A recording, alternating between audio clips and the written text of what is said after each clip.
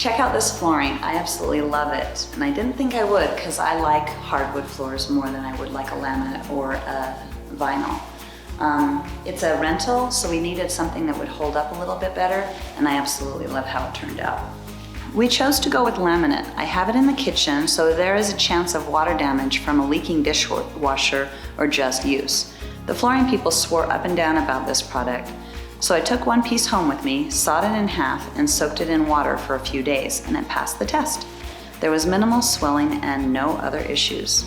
Be really careful when you're choosing your flooring. I've seen some really terrible luxury vinyl and laminate flooring.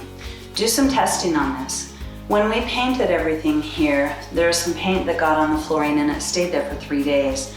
I had to take some sandpaper and I got paint off, and you couldn't tell at all with the flooring. I'm also going to show you that this thing really does withstand a lot. It's in the closet, so in case I do screw it up, I'm okay. But I think it works out well. Check it out.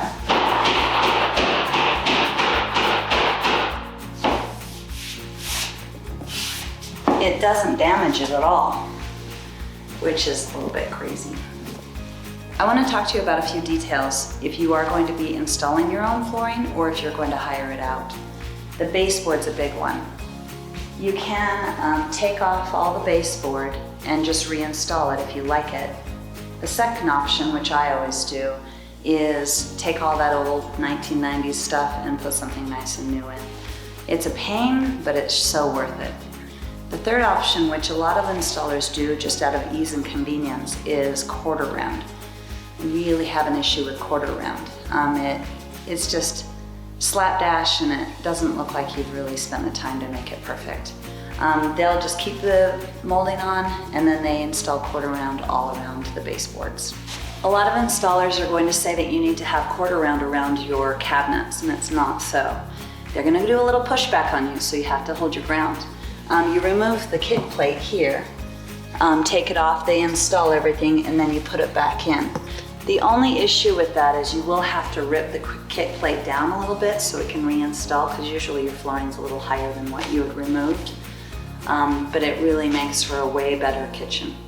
All right, this is a shout out for Jordan with Be Floored in Orem, Utah. He was so incredible with this install and really was very precise. So down here, you can't remove the kick plate. So he came and did these cuts so precisely that all I had to do was take a tinted silicone that was non-paintable, and I was able to fill that gap in, which was just like tiny, and it made it look so much better. Otherwise, yeah, you're looking at quarter round again in that installation. Okay, now we're talking about stairs. We ended up doing carpet on the stairs, both for a non-slip factor and also for a cosmetic reason. If you see this stair nose here, you would have to add this one on every one of the stairs, and I just don't like the look at all. So again, we went with carpet instead of laminate. You do you and do what you want to do. Just be aware that you do have that stair nose on each stair that may be problematic. When you're doing this process, get real quotes from a few different places. For example, I went to 2 different spots with a client. We had one laminate that was $250 a square foot and the other laminate that was $299 a square foot. Once both of those companies went out and measured and gave us the quote for the labor as well, the one that was $250 a square foot from like the deal type of a place was much more expensive. I think the quote was another $1,700 more. For the cheaper product, they just pad it on the installation labor. If you do hire out the labor, make sure it's done to your standard. Any laborer is not going to care about your house as much as you do. So be on hand, make sure those little details are handled to your specifications. My main complaint from homeowners once they do have work done is, oh, they didn't do this right or they didn't do that right. Well, you're the boss, and so you need to make sure that they do it correctly. So if you do live in Utah County and need some flooring, go check out Flooring Liquidators. It isn't Lumber Liquidators, it's Flooring Liquidator.